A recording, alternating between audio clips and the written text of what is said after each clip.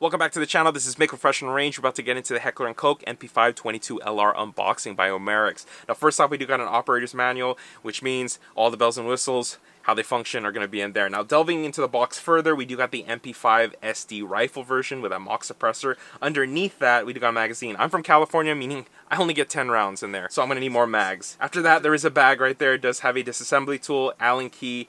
Top does have a sight key, and they threw in a gun lock. It's a nice touch. Now getting into the MP5 itself, I just gotta say it does have trademarks, which is awesome in person seeing it. It's not as defined as the Walther version, but they will do. Not only that, it does have made in Germany by umarex, and also H&K Incorporated, Columbus, Georgia on the magwell. And a big question I had before buying it was, does it slap? And yes, it does slap. Super satisfying. And as everybody noticed, it does have a mock suppressor, so there's actually a barrel that reaches all the way to the end that it is covering. Also with that, it does have a retractable stock, which is super easy to use and very fun. Now this being my first 22 plinker, I'm ready for the range. Let's hit up Smokin barrel.